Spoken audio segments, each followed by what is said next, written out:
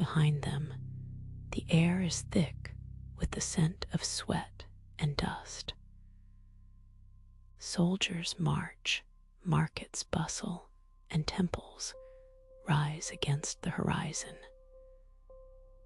Thousands of people clinging to the belief that stone, wealth, and numbers have granted them safety, bustle in the chaos, but suddenly riders appear on the horizon, emerging from a land devoid of great cities or towering fortresses.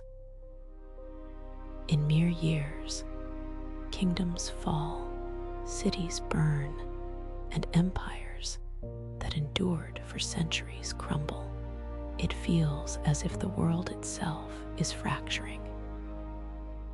Yet, in the wake of the armies, an unexpected legacy unfolds.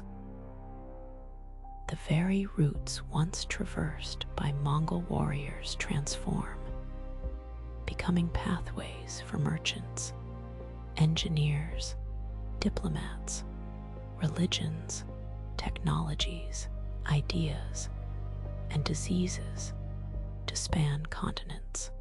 How could one of history's most feared conquerors pave the way for a world more interconnected than ever? This is the saga of Genghis Khan. Long before Mongol armies besieged the walls of wealthy cities, the vast steppe was a land divided. No singular Mongol nation existed.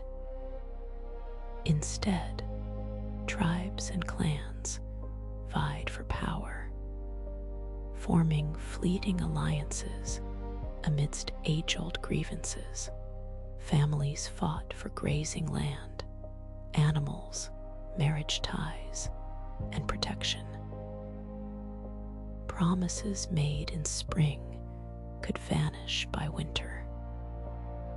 A leader might gather followers one year and lose them the next. In this tumultuous world, a boy named Temujin was born. He did not inherit an empire. Instead, he entered the same fragmented system when Temujin's father died. The followers who had once rallied around the family abandoned them. Their protection evaporated almost overnight. Temujin, along with his mother and siblings, found themselves in a dire struggle for survival. They foraged for roots, caught fish, and hunted small animals. Yet hunger was not the deepest lesson he learned. The true lesson was the fragility of status.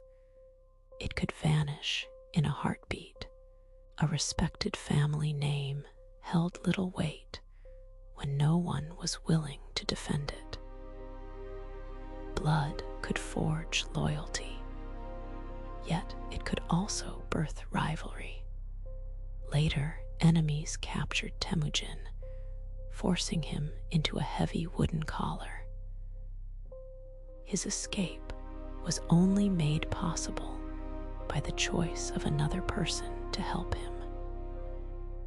That moment revealed a profound truth. Strength did not save him.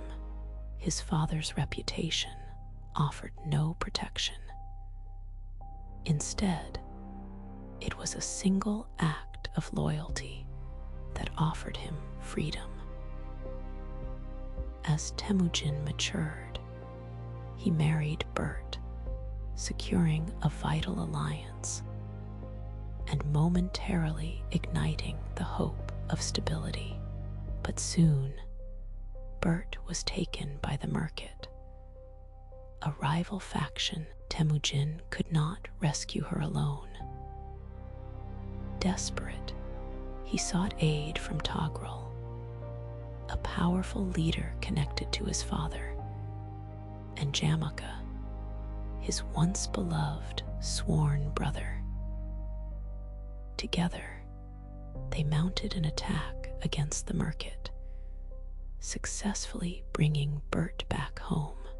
This rescue held deep personal significance for Temujin, yet it imparted a broader lesson. Courage alone was insufficient without allies. Survival hinged on organization, loyalty. Having witnessed protection dissipate in his early years, Temujin began to grasp the art of crafting security. It was not merely about standing alone in authority, but about uniting disparate people under a common cause. The crucial figure who would stand beside him would become his ultimate rival. Jamaka was not just an ally, he was Temujin's sworn brother. Bound by promises forged in hardship and shared aspirations, they had grown up beneath the same expansive sky. Understanding ambition for a time, the possibility of joint ascent appeared within reach. Yet their visions diverged. Jamaka remained steadfastly anchored to the traditional aristocratic structure of the steppe. Birthright, inherited rank, and tribal hierarchy mattered immensely. Temujin, while not rejecting hierarchy, aimed to construct a distinct system centered on his authority. He welcomed followers from various backgrounds, promoting loyalty over lineage. He reformed warriors into units, dismantling old tribal allegiances. A warrior was no longer merely a clan member. He was becoming part of. This was not equality as we understand it today. Temujin did not aspire to create a free society. Instead, he sought to forge a stronger and more disciplined regime under his command. To many who had endured under powerful nobles, his camp offered a novel prospect. Service began to overshadow birthright. Slowly, friendship morphed into rivalry. Competition, their conflict, held immense power because both men understood each other profoundly. Jamaka was acutely aware of Temujin's past, his vulnerabilities, and his ambitions. In turn, Temujin knew that defeating Jamaka would mean obliterating a bond that had once seemed unbreakable. Yet, the reality was stark. There was no space for two divergent futures. Jamaka sought power within the existing order, while Temujin, through years of changing alliances, defeats, returns, and hard choices, Jamaka ultimately faltered. Temujin absorbed more tribes, reorganized warriors, and fortified loyalty to his command, eclipsing the older loyalties. In 1206, the gathered leaders bestowed upon him a new title, Genghis Khan. He had unified the Mongol tribes, and in doing so, he created an unprecedented, disciplined military system forged from former adversaries.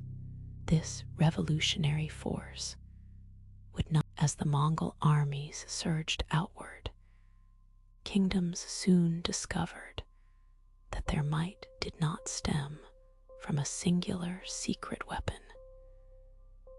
It arose from a myriad of advantages working in unison. Speed emerged as the first advantage. Mongol warriors traveled with multiple horses, switching mounts during extended journeys. They could traverse distances that seemed insurmountable to slower armies.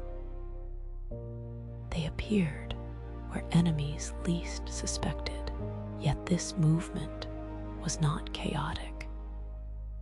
Speed was meticulously supported by discipline.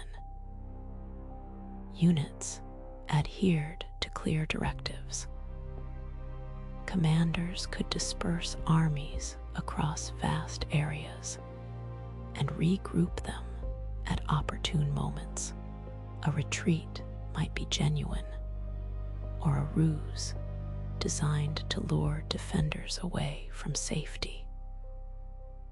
What appeared as chaos often concealed intricate planning.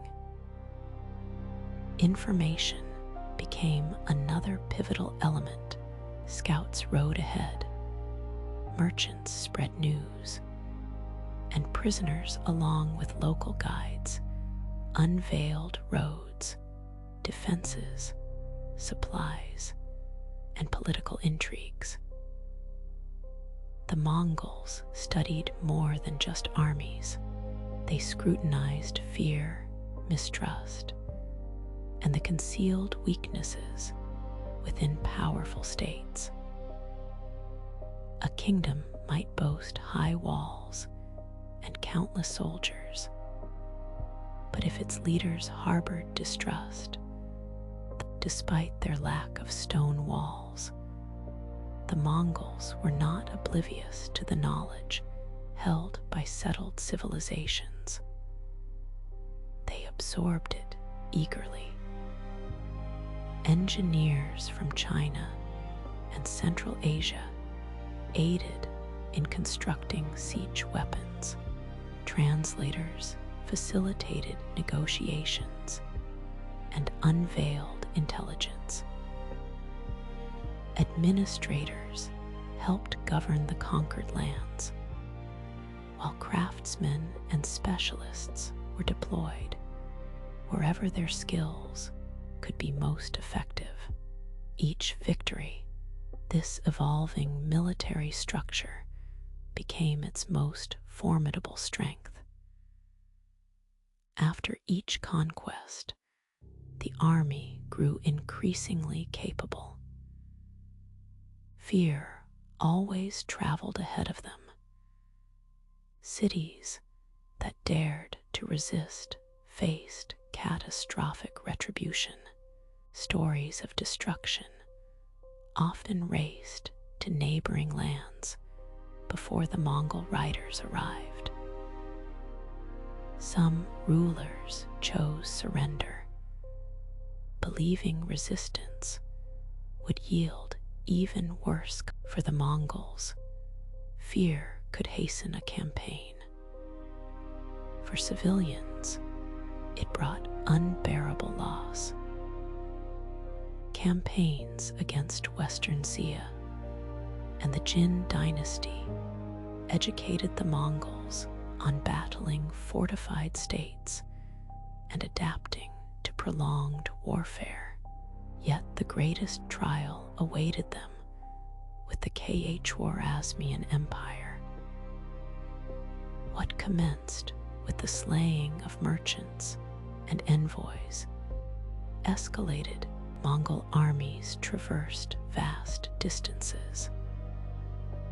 Cities crumbled, resistance was eradicated, and a formidable empire fell with astonishing rapidity.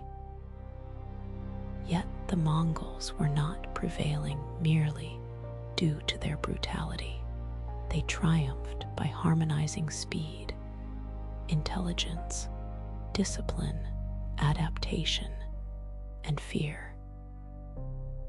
This system proved effective across deserts, mountains, hidden within this military framework was the germination of something far grander. Armies required messengers. Messengers relied on horses, routes, and safe passage. Commanders demanded information. Conquered territories needed translators, officials, engineers, and specialists. The Mongols had constructed a system adept at mobilizing soldiers across continents. Soon enough, under Genghis Khan's successors, the pathways across Eurasia became part of a broader network. Messages flowed through relay stations. Merchants traversed territories once severed by conflict. Diplomats entered foreign courts. Artisans, doctors, engineers, scholars, and religious figures traversed cultures that had rarely interacted so intimately before. Chinese knowledge journeyed westward. Technologies, artistic expressions, medical practices, and governance methods reached new lands. The empire may not have erased distances, but it radically altered their meaning. However, this interconnected world was never uncomplicated. It was forged through conquest. Many traveled not out of freedom, but under orders. Cities lay in ruins, families were uprooted, and entire communities recalled the Mongols not as connectors, but as connection did not alleviate that suffering. It coexisted alongside it. The very roads that facilitated knowledge could also usher in peril. A century later, long-distance networks across Eurasia would accelerate the spread of disease. The Black Death unveiled the darker face of connection. When distance contracts, opportunities surge, but so too does calamity. Genghis Khan did not witness the full realization of this connected world. He passed away in 1227 during a campaign against Western Xia. The circumstances of his death remain unclear, and his burial site has yet to be definitively uncovered. A man whose armies spanned continents vanished into a grave the world still seeks. Yet, the system he established continued to thrive in his sons and grandsons wielded Mongol power further, weaving links between distant courts, markets, and cultures across much of Eurasia. Genghis Khan dedicated his life to conquering a world he would never live to see fully interconnected.